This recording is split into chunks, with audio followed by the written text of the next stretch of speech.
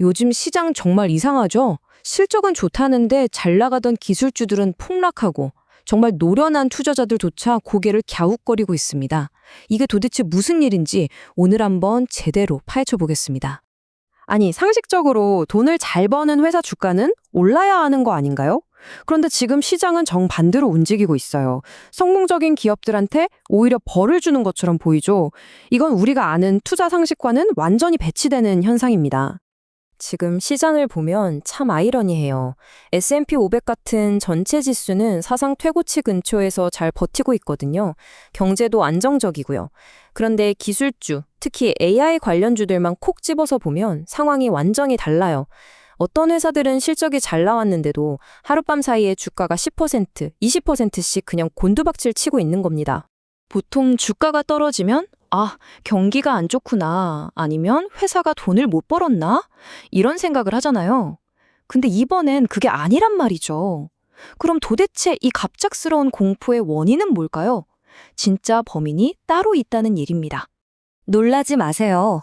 그 범인은 바로 투자자들이 그렇게나 열광했던 AI, 인공지능입니다. 네, 맞아요. AI요.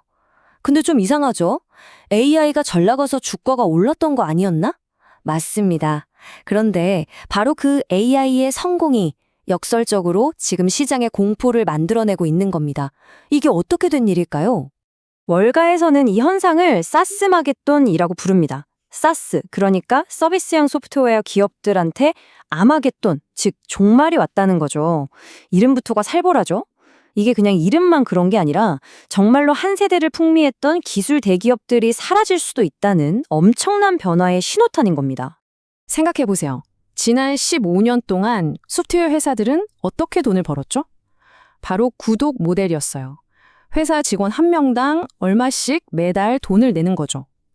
이게 진짜 황금알을 낳는 거위였는데 지금 그 비즈니스 모델 자체가 뿌리째 흔들리고 있는 겁니다. 예전에 AI는 똑똑한 백과사전 같았어요. 우리가 뭘 물어보면 대답해주는 식이었죠. 일을 도와주는 도구였던 거예요. 그런데 지금 등장하는 새로운 AI 에이전트는 차원이 다릅니다. 얘는 그냥 직원이에요, 직원. 우리가 시키지 않아도 알아서 이메일도 쓰고 예약도 잡아주고 데이터 분석까지 해버리는 말 그대로 일을 대신해주는 팀원이 생긴 거죠. 자, 그럼 이게 왜 그렇게 무서운 걸까요? 간단합니다. AI 에이전트 100명이 직원 1000명의 일을 해낼 수 있다면 기업 입장에서 굳이 1000명분의 소프트웨어 라이선스 비용을 낼 이유가 있을까요? 전혀 없죠. 바로 이 지점에서 투자자들의 공포가 시작되는 겁니다. 수많은 소프트웨어 회사들의 밥줄이 끊길 수도 있다는 거죠. 그렇다면 어떤 회사들이 지금 이 AI 혁명의 칼날 위에 위태롭게 서 있는 걸까요? 지금부터는 소위 패배하는 DNA를 가진 기업들의 특징이 뭔지 하나하나 짚어보겠습니다. 첫째, 수수료나 중개료로 먹고 사는 회사들. 둘째, 법률 문서나 회계처럼 서비스가 표준화되기 쉬운 분야들. 그리고 AI 덕분에 효율은 높아지는데 그게 매출 증자로 이어지지는 않는 회사들. 또 서비스를 제공하기 위해 사람이 많이 필요한 회사들.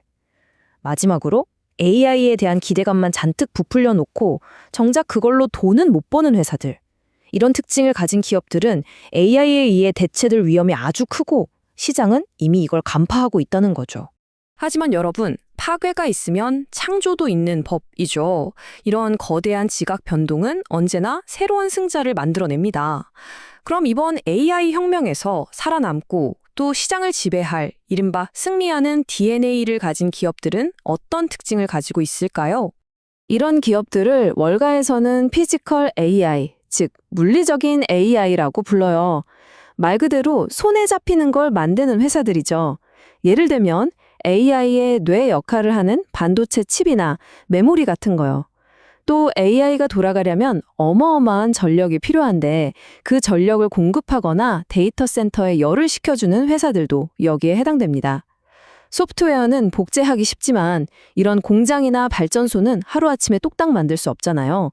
바로 이런 높은 진입장벽과 독점적인 기술이 이들의 강력한 무기인 셈입니다. 정리하자면 거대한 AI 격차가 벌어지고 있는 겁니다. 한쪽에는 소프트웨어나 서비스를 팔면서 AI 때문에 가격 경쟁에 내몰리는 패배하는 DNA가 있고요. 다른 한쪽에는 반도체나 데이터 센터 같은 물리적 인프라를 팔면서 AI 덕분에 오히려 수요가 폭발하는 승리하는 DNA가 있는 거죠. 지금 돈의 흐름이 바로 이 가상 세계에서 물리적 세계로, 소프트웨어에서 인프라로 빠르게 옮겨가고 있는 겁니다. 자, 그럼 이런 지식을 우리가 실제 투자에 어떻게 써먹을 수 있을까요? 내가 가진 주식 혹은 앞으로 사려는 주식이 과연 승리하는 DNA를 가졌는지 간단하게 판별해 볼 수 있는 6가지 리트머스 테스트를 준비했습니다. 여러분도 한번 같이 체크해 보세요. 첫째, 이 회사가 AI를 그냥 홍보용으로만 쓰나요? 아니면 진짜 돈을 버는 데 쓰고 있나요? 둘째, AI 때문에 오히려 가격을 내려야 하는 상황인가요? 이건 안 좋은 신호겠죠? 셋째, 남들이 따라할 수 없는 독점 기술이나 특허가 있나요? 넷째, 전력이나 냉각처럼 AI 시대에 꼭 필요한 물리적인 문제를 해결해 주나요? 다섯째, 고객들이 다른 회사로 쉽게 갈아타지 못하는 이유가 있나요? 마지막으로, 사람 월급 주는데 돈을 많이 쓰나요? 아니면 공장이나 설비에 돈을 많이 쓰나요? 후자일수록 좋습니다. 이 질문들을 던져보면 옥석을 가리는 데 큰 도움이 될 겁니다. 좋습니다. 이제 어떤 기업이 유망한지는 알겠어요. 그런데 더 중요한 질문이 남았죠? 그래서 언제 사야 되는데?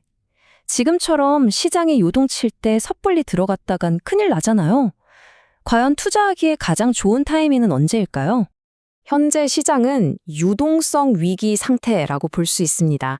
이게 뭐냐면 너무 불안하니까 너도 나도 주식이고 금이고 뭐고 다 팔아서 일단 현금부터 챙기자는 심리가 팽배한 거예요. 좋은 주식, 나쁜 주식 가릴 것 없이 다 던지는 거죠. 그러니까 이런 상황에서는 아직 바닥이 어딘지 알 수 없기 때문에 섣불리 들어가는 건 위험하다는 뜻입니다. 그럼 우리가 기다려야 할 결정적인 신호는 뭘까요? 바로 디커플링 현상입니다. 디커플링, 말이 좀 어려운데요. 쉽게 말해 주식과 안전자산의 대표 주자인 금 가격이 서로 다른 방향으로 움직이기 시작하는 순간을 말합니다. 보통 위기 상황에서는 주식도 떨어지고 금도 같이 떨어지거든요. 현금이 최고니까요. 그런데 어느 순간 주식은 계속 떨어지는데 금값은 더 이상 안 빠지고 버티거나 오히려 오르기 시작하는 지점이 와요. 바로 이 순간이 중요한 겁니다. 이게 바로 묻지마 패닉은 끝났고 이제 스마트 머니가 움직이기 시작했다는 신호거든요.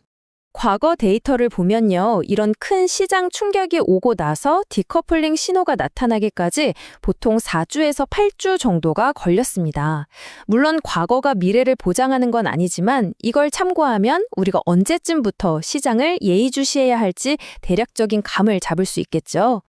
자, 그럼 오늘 이야기의 핵심을 정리해 볼까요? 가장 중요한 건 지금 시장에서 새로운 질서가 만들어지고 있다는 겁니다. 말 그대로 부의 지도가 완전히 새롭게 그려지고 있는 거죠. 지금의 주가 폭락은요, AI가 실패해서 일어나는 게 절대 아닙니다. 정반대예요. AI가 낡은 비즈니스 모델을 파괴하는데 성공하고 있기 때문에 벌어지는 일입니다. 경제학에서 말하는 창조적 파괴가 바로 우리 눈앞에서 펼쳐지고 있는 거죠. 고통스럽지만 새로운 시대로 나아가기 위한 필연적인 과정인 셈입니다. 우리는 지금 거대한 부의 이동을 목격하고 있습니다. 눈에 보이지 않는 소프트웨어, 즉 가상세계에 몰렸던 돈이 이제 눈에 보이는 인프라, 즉 물리적인 세계로 옮겨가고 있는 겁니다. 비트에서 원자로, 코드에서 콘크리트와 실리콘으로 말이죠. 마지막으로 이 질문을 한번 던져보고 싶습니다. 앞으로 AI가 가상세계의 거의 모든 것을 공짜나 다름없이 만들어낼 수 있는 시대가 온다면 과연 진짜 가치는 어디에 남게 될까요?